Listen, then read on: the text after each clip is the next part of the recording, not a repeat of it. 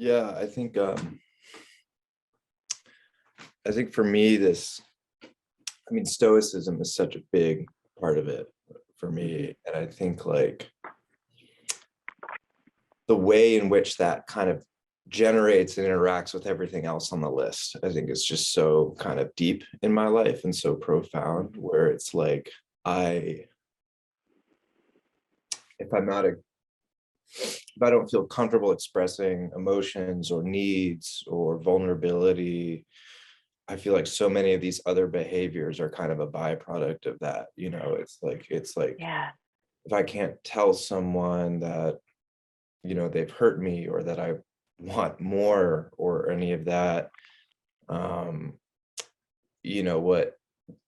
what comes out, or at least I feel the urge is aggression and violence,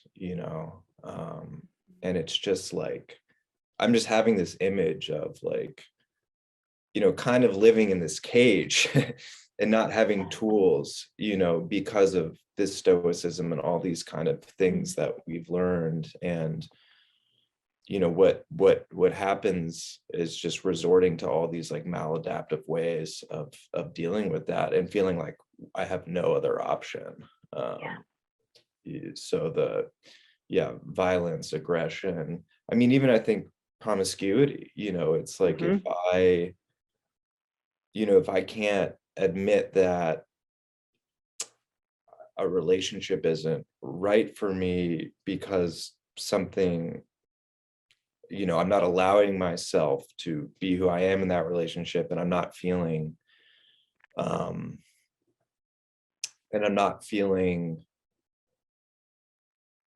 like it's appropriate or okay to express that, then I'm inclined to just kind of disavow the whole thing and look elsewhere instead of actually just recognizing something isn't healthy or good enough. And I think what's really kind of heartbreaking about it is how much it probably also reinforces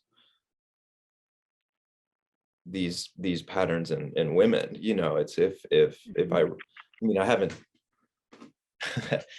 I don't know if I've done this in a long time, but if I can't have a conversation with someone and I just disappear, or I pull away, or I run into another relationship, it's a missed opportunity for the partner to kind of learn what's actually going on, and probably just reinforces her own notion of, what men actually are. And it's just such a missed opportunity. And it's like this vicious cycle that we keep perpetuating. So Yeah. What are you noticing happening right now as you share? You shared so many gems there. What's I don't know, from the moment this started, I've just felt like incredibly tender. Like I just like logged on. I was like, oh, I just want to cry, and it's just not, I can't even point to something. It's just, that's just what I've been feeling like since I've been here. Just like a real sadness that just a deep sadness. Yeah.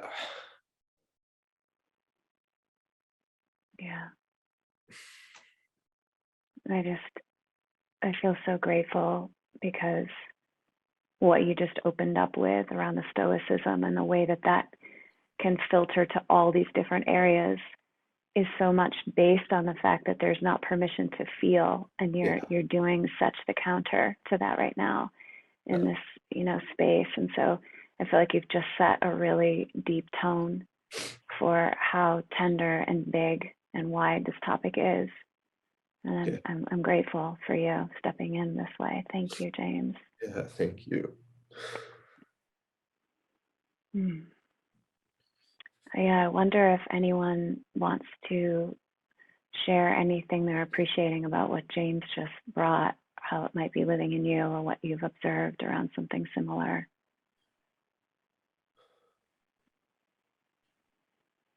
Yeah, Lisa. I'm so grateful for this conversation and for all the varying generations that showed up to have the talk. I have recently been through a couple of years of marriage counseling that was centered on this topic. And of course, we didn't name it that because it was too harsh to hear it in that way. But we were dealing with each one of like 8 out of 10 of these things Wow. that were just so entrenched. And so my husband's from the South. And so there's some really like harsh expectations in the South of what men are supposed to look like or not supposed to look like. But at the same time, I have boys that are probably close to James' age.